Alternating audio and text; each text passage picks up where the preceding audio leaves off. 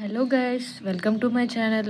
మనం ఈరోజు నేర్చుకోబోయే కోడ్ ఏంటంటే సెకండ్ కోడ్ పాలిండ్రోమ్ చెక్ అనమాట.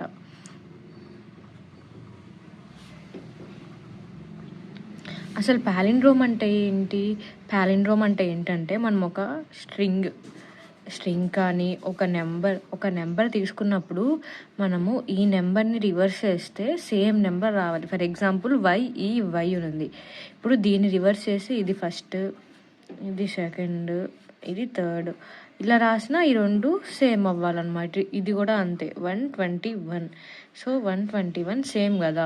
సో ఈ నెంబర్ని మనము పాలిండ్రోమ్ నెంబర్ అంటారు.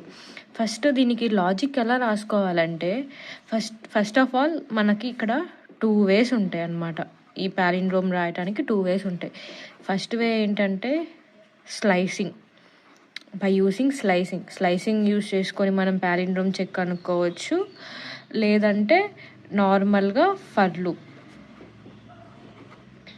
లూప్ యూజ్ చేసి మనం కనుక్కోవచ్చు. నేను మీకు ఇక్కడ 2 ఎక్స్ప్లెయిన్ చేస్తాను. మీకు ఏది ఈజీగా ఉంటే అది ఫాలో అవ్వ. ఫస్ట్ మెథడ్ వచ్చేసి స్లైసింగ్ కదా. స్లైసింగ్ ఫర్ ఎగ్జాంపుల్ ఒక స్ట్రింగ్ ఉంది, ఎస్ అనే ఒక వేరియబుల్ స్ట్రింగ్ మేడం అనే ఒక స్ట్రింగ్ ఉంది కదా.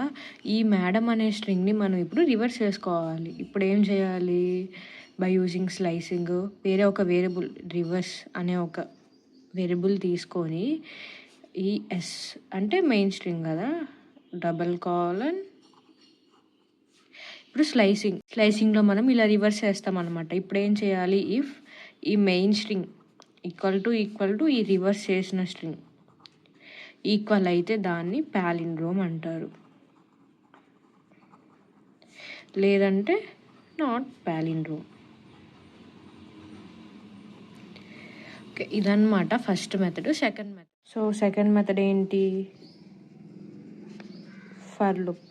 సో ఫర్ లూప్ యూజ్ చేసి ఫస్ట్ ఒక string S equal to madam అనే ఒక స్ట్రింగ్ తీసుకుంటే మనం స్టోర్ చేసుకోవడానికి ఒక ఎంటీ స్ట్రింగ్ తీసుకొని ఇప్పుడు ఫర్ లూప్ ఫర్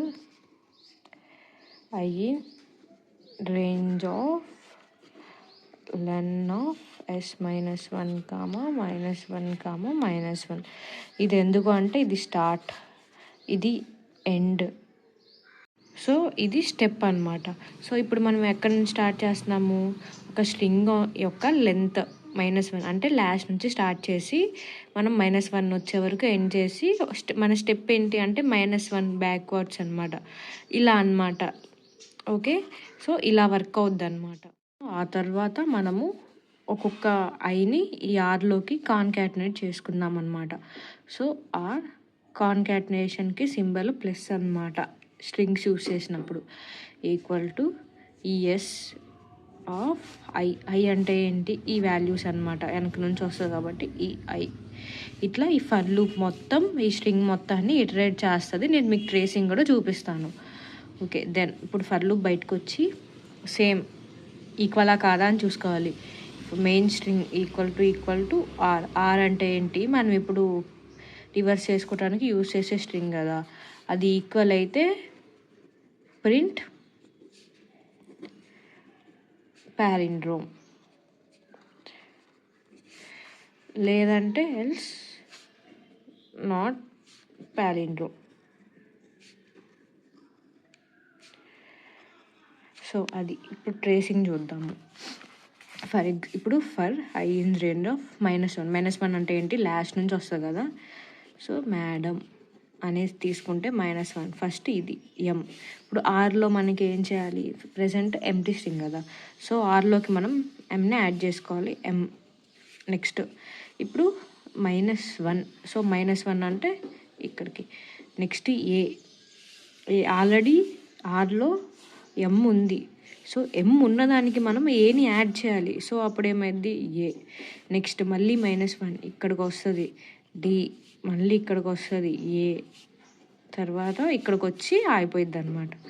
సో అది మేడం. సో ఇప్పుడు ఈ మేడం, ఇక్కడ ఒక మేడం, ఈ రెండు కనుక ఈక్వల్ అయితే if S equal to R print palindrome. ఇంకొక ఎగ్జాంపుల్ తీసుకున్నాము. ఫర్ ఎగ్జాంపుల్ అనే ఒక ఎగ్జాంపుల్ తీసుకుంటే ఇది మెయిన్ స్ట్రింగ్ కదా. ఇప్పుడు రివర్స్ స్ట్రింగ్ ఏంటి?